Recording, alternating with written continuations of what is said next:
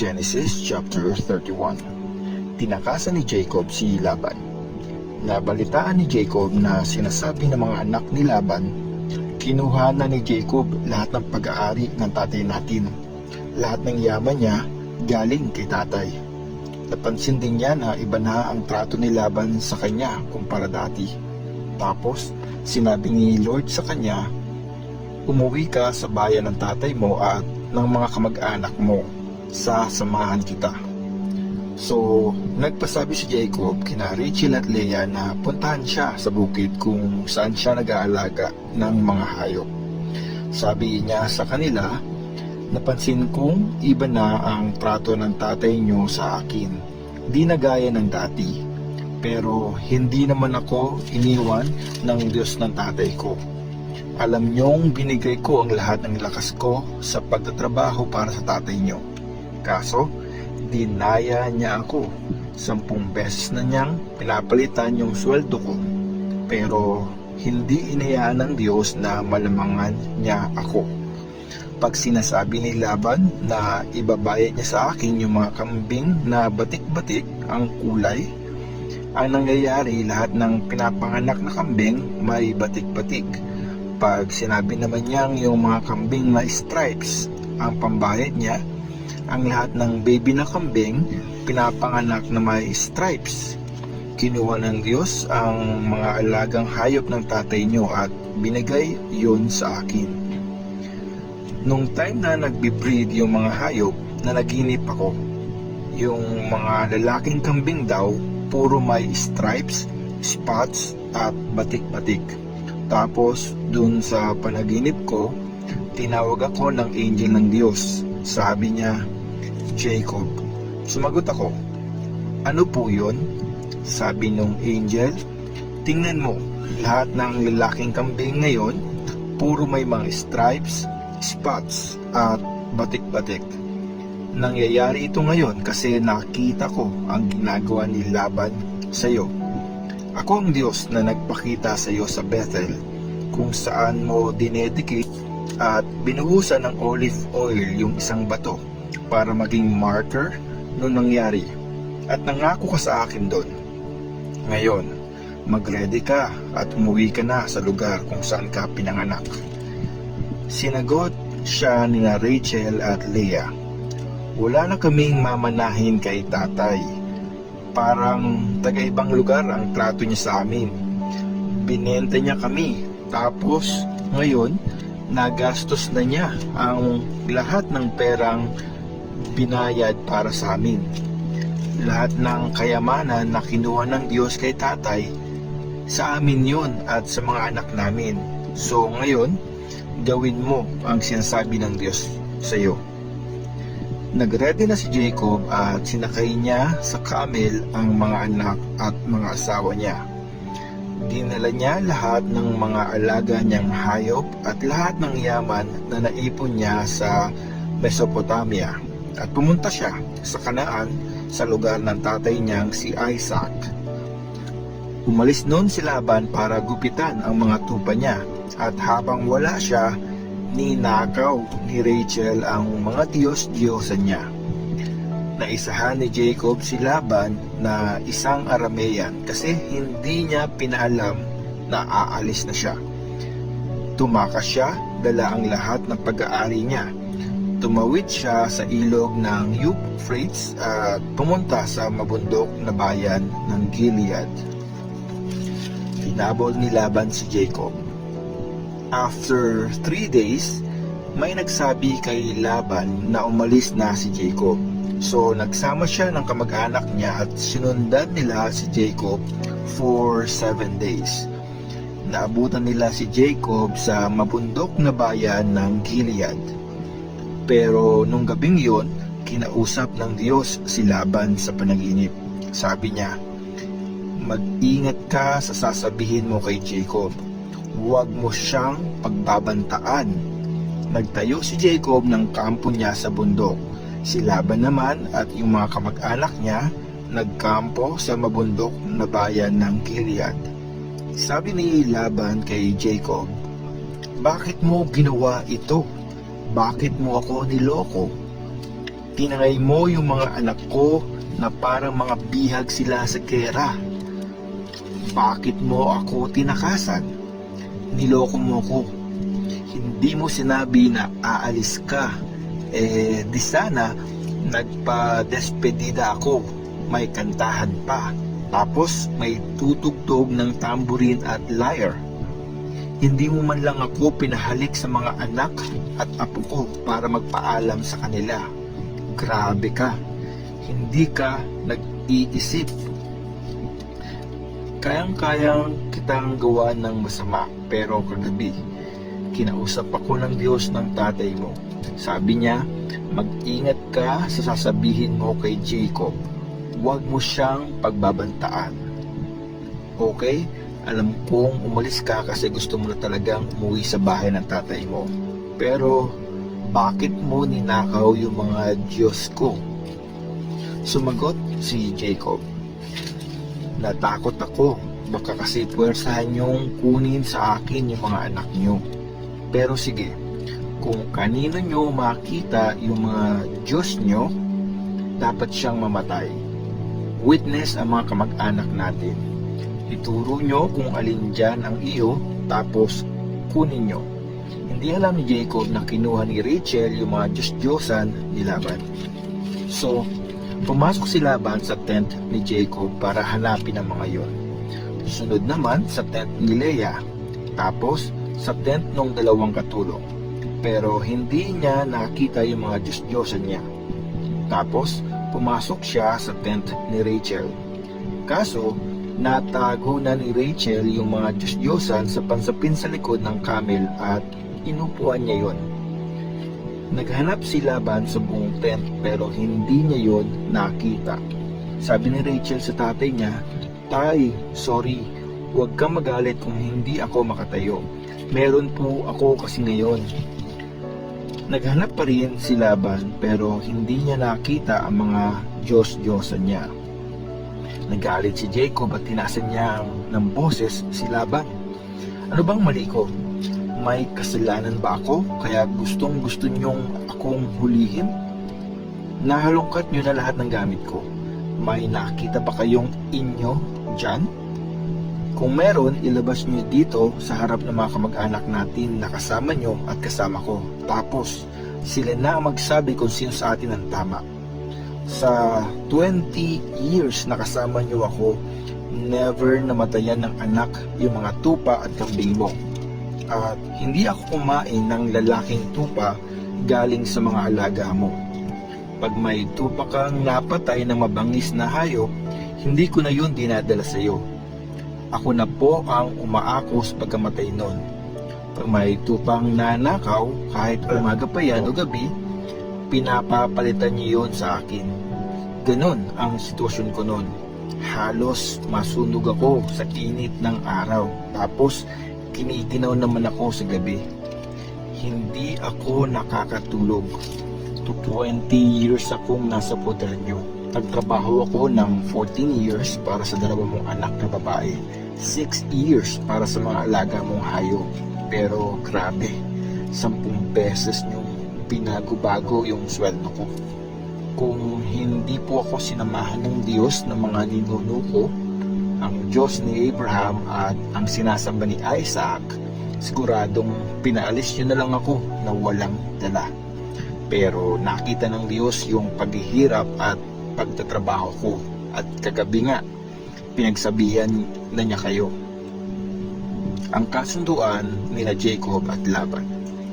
Sinagot ni Laban si Jacob, "Anak ko ang mga babaeng ito at yung mga anak nila akin din. Pati yung mga hayop akin.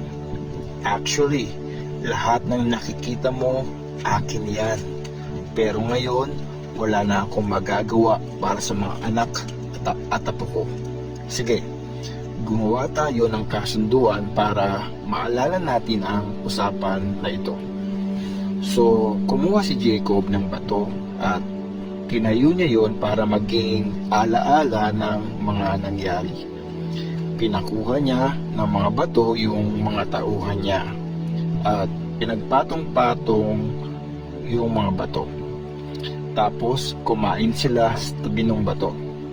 Tinawag yun ni Laban na Jegar Sahadutha. Si Jacob naman tinawag yung Galeed. Sinabi ni Laban, ang mga batong ito ang magpapaalala ng kasunduan nating dalawa. Kaya tinawag na Galeed ang lugar na yon. Sabi pa ni Laban, bantayan sana tayo ni Lord habang magkalayo tayo sa isa't isa. Kaya tinawag din yung Mispa. Nagsalita pa si Laban, pag minaltrato mo ang mga anak ko o nag-asawa ka ng iba, kahit hindi ko yan malaman, tandaan mo, nakikita tayo ng Diyos. Tingnan mo itong mga batong pinagpatong-patong at itong tinayo ko bilang alaala. Reminder sa atin ang mga batong ito. Hindi ako lalampas sa mga batong ito para gawan ka ng masama. At ganon ka rin dapat sa akin. Ang Diyos ni Abraham at Diyos ni Nahor, siya ang mag-judge sa ating dalawa. At nanumpa si Jacob sa pangalan ng Diyos na sinasamba ng tatay niyang si Isaac. Tapos, pumatay si Jacob ng hayop at inoffer niya yon doon sa bundok. Tinawag niya ang mga kamag-anak niya para kumain at doon na sila nagpalipas ng gabi. Maaga pa, kinabukasan, bumangon na si Laban. Kinis niya ang mga apo at mga anak niya at blines sila. Tapos, umalis na siya at umuwi. Genesis chapter 32. Nagready si Jacob na makita si Esau. Noong nasa daan si Jacob pauwi, sinalubong siya ng mga angel ng Diyos. Pagkakita niya sa mga angel, sabi niya, ito ang army ng Diyos. Kaya tinawag niyang Mahanaim ang lugar na yon. Tapos, nagpauna muna si Jacob ng mga tao papunta sa kuya niyang si Esau na nasa lupain ng Seir, sa bayan ng Edom. Ito yung pinapasabi niya, Sir Esau, ako si Jacob na alipin mo. Matagal akong nakitira kina Tito Laban at ngayon lang ako uuwi. Meron akong mga baka, donkey, tupa, kambing at mga alipin. Pinapaalam ko ito sa iyo, sir, para gumaan na ang loob niya sa akin. Pagbalik ng mga tauhan ni Jacob, sabi nila, pinuntahan namin ang kapatid mong si Esau. On the way na siya para salubungin ka. May kasama siyang 400 na tao niya. Takot na takot si Jacob at sobra siyang kinabahan. Kaya hinati niya sa dalawang grupo yung mga taong kasama niya, pati yung mga tupa, kambing, baka, at mga camel. Inisip niya, pag sinugod ni Esau yung isang grupo, at least makakatakas pa yung isa. Tapos nagpray si Jacob, O Diyos ng lolo kong si Abraham at Diyos ng tatay kong si Isaac, pakinggan niyo po ako. Lord, sabi mo, umuwi ako sa bayan ko at sa mga kamag-anak ko. Tapos sabi mo pa, gagawin mong okay ang lahat. Hindi ko po deserve lahat ng pagmamahal at katapatan mo sa akin na servant mo. Nung tinawid ko ang Jordan River, tungkod lang po ang dala ko. Ngayon, 2 grupo na ang kasama ko. Please, iligtas mo ako sa kamay ni Kuya Esau. Natatakot po ako sa kanya. Baka sumugod siya at patayin kaming lahat, pati yung mga babae at mga bata. Di ba sabi mo gagawin mong okay ang lahat para sa akin? Tapos sabi mo, pararamihin mo ang lahi ko na parang buhangin sa dagat na hindi mabilang sa sobrang dami. Nagstay muna si Jacob doon ng gabi. Tapos niready niya yung ireregalo niya sa kapatid niyang si Esau. 200 na babaeng kambing at 20 na lalaki. 200 na babaeng tupa at 20 na lalaki. 30 na inahing camels kasama ang mga anak nila. 40 na babaeng baka at 10 toro. 20 na babaeng donkey at 10 na lalaki. Grupo-grupo niya ang mga ito. Tapos, nag-assign siya ng isang alipin na in charge sa bawat grupo.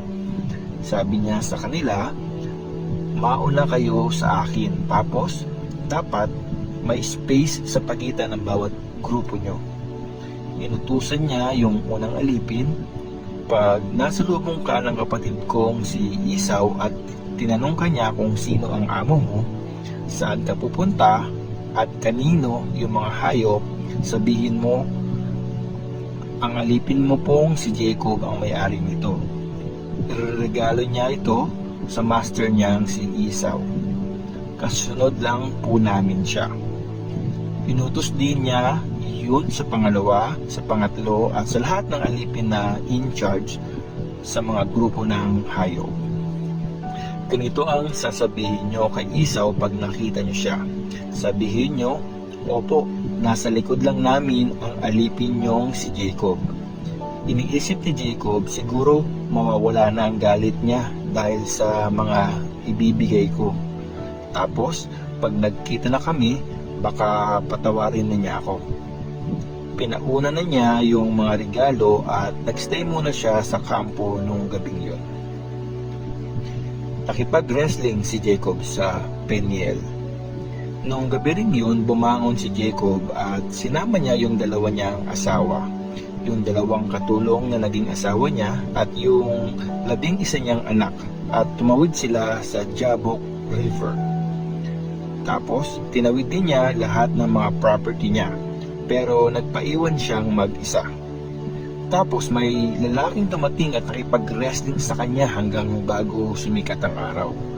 Nung ma-realize nung lalaki na hindi na siya mananalo kay Jacob, hinampas niya si Jacob sa may balakang at na-dislocate yung buto nito.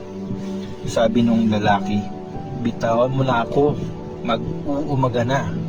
Pero sabi ni Jacob, hindi kita pakakawalan hanggat hindi mo ko binibless. Anong pangalan mo? Tanong nung lalaki. Jacob, sagot naman niya. At sabi nung lalaki, simula ngayon, hindi na Jacob ang pangalan mo. Israel na. Nakipaglaban ka kasi sa Diyos at sa mga tao at nanalo ka. Sabi ni Jacob, please, sabihin mo sa akin ang pangalan mo. Pero sumagot siya, bakit gusto mong malaman ang pangalan ko? Tapos, blines niya si Jacob. Sabi ni Jacob, nakita ko ang mukha ng Diyos pero buhay pa rin ako. Kaya tinawag niyang Peniel ang lugar na yon. Sumikat na ang araw nung paalis si Jacob sa Peniel at umika-ika siya dahil sa balakang niya. Kaya hanggang ngayon, hindi kinakain ng mga Israelites yung litid sa may balakang ng hayop kasi sa part na yon, hinampas si Jacob. Genesis chapter 33. Nagkita sina Jacob at Esau. Nakita ni Jacob na parating na si Esau na may kasamang 400 na tao, kaya pinasama niya yung mga anak niya sa mga nanay nilang sina Leah, Rachel at yung dalawang katulong na naging asawa din niya. Pinuwesto niya sa harap yung mga katulong at yung mga anak nila. Kasunod si Leah at ang mga anak niya. Tapos sa likod, sina Rachel at Joseph. Nauna si Jacob sa kanila, tapos lumuhod siya at nagbow ng 7 beses hanggang makalapit siya sa kuya niya. Pero tumakbo si Esau para salubungin siya. Niyakap siya nito ng mahigpit at kinis sa pisngi.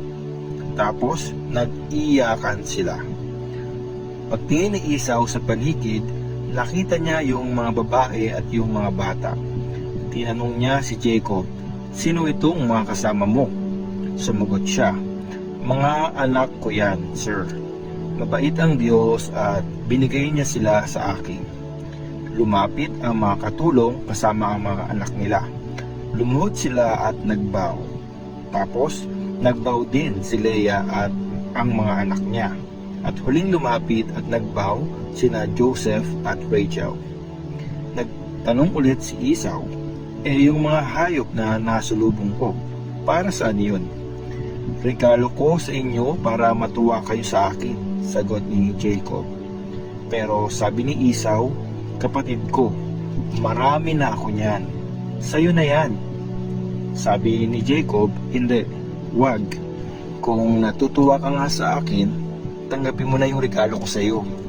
Ngayong nakita kita, para ko na rin nakita ang mukha ng Diyos kasi sobrang bait mo sa akin. Please, tanggapin mo na itong binibigay ko sa iyo. Naging mabuti sa akin ng Diyos at binigay niya lahat ng kailangan ko. Pinilit ni Jacob si Esau hanggang sa tanggapin niya ang mga yon. Sabi ni Esau, tara, umalis na tayo. Mauuna ako. Pero sabi ni Jacob, Sir, alam mo namang mahina pa ang mga bata. Iniisip ko rin yung mga tupa at mga baka na nagpapasusupa. Pag napuwersa silang maglakad ng mabilis, kahit isang araw lang, mamamatay lahat ng hayop na inalagaan ko. Sige po, mauna na kayo. Susunod ako pero mabagal lang kami. Depende sa bilis na kaya ng mga alaga kong hayop at ng mga bata. Maaabutan ko rin kayo sa Edom. Sabi ni Esau, sige, pasasamahin ko na lang sa iyo yung ilang tao ko. Pero sumagot si Jacob, huwag na po, hindi na kailangan. Ayos na ako, basta matuwa kayo sa akin.